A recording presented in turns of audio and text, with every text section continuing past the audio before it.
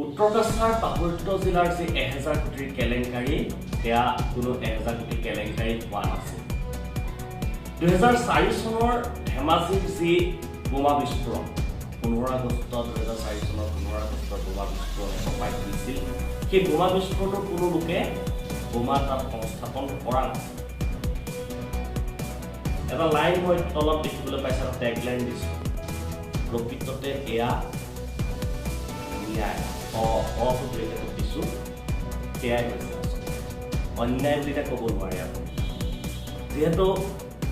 ন্যায়ালয়ৰ ফালৰ পৰাই এই ন্যায় প্ৰদান কৰিলে আজি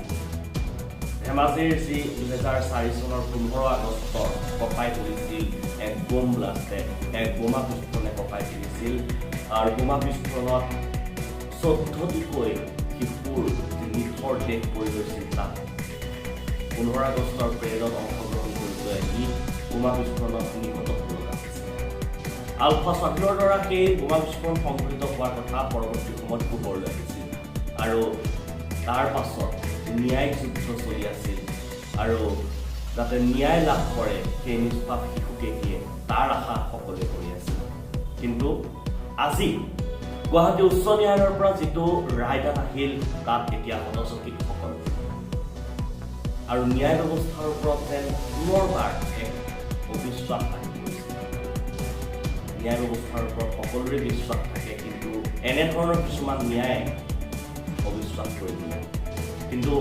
উপায়ো নাই যিহেতু উপযুক্ত সাক্ষীৰ অভাৱত সাক্ষ্যৰ অভাৱত আজি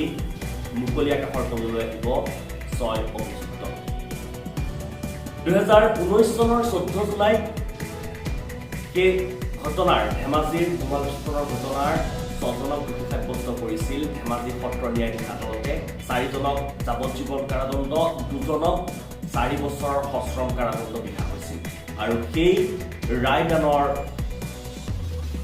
প্ৰত্যুত্তৰ জনাই গুৱাহাটী উচ্চ ন্যায়ালয়ৰ দ্বাৰস্থ হৈছিল ভুক্তভোগী আৰু গুৱাহাটী উচ্চ ন্যায়ালয়ে আজি ৰায়দান দিয়ে আটাইকেইজন অভিযুক্ত 6 অভিযুক্তক দোষমুক্ত ঘোষণা কৰে কিয়নো উপযুক্ত সাক্ষ্যৰ অভাৱ কোনোৱে যদি সাক্ষ্য দিবলৈ অহা কোনোৱে যদি কৈছে মই চাইৰেনৰ শব্দহে শুনিছিলোঁ যি এম্বুলেন্স হওক আৰক্ষীৰ গাড়ীৰ হওক চাইৰেনৰ শব্দহে শুনিছিলোঁ এটা শব্দ শুনিছিলোঁ বোমা বিস্ফোৰণৰ কিন্তু গৈ দেখিছোঁ নিথৰ দেহ কেইটামান পৰি আছে কোনে কৰিছে কি কৰিছে সেয়া কোনো ধৰণৰ মুহূৰ্তত মই দেখা নাই কোনোবাই বোমা সংস্থাপন কৰাও দেখা নাই সেই তেনেধৰণৰ সাক্ষ্যৰ বাবেই আজি আৰু আৰক্ষীৰ ফালৰ পৰাও কিছুমান উপাধুলা নীতিৰ বাবেই আজি মুকলি আকাশৰ তললৈ আহিল 6 অভিযুক্ত আৰু সেই বোমা বিস্ফোৰণৰ যি 6জন অভিযুক্তক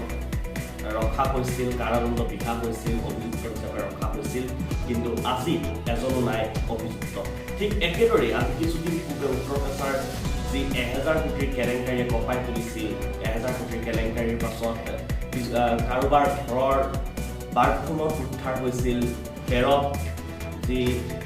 টকা উদ্ধাৰ হৈছিল বেৰ ভাঙি টকা ওলাইছিল কিন্তু সেয়া কোনো ধৰণৰ প্ৰমাণ নাই আৰু সকলো দোষমুক্ত ঠিক একেদৰে আজি ধেমাজিৰ কাণ্ডটো আটাইকে দোষমুক্ত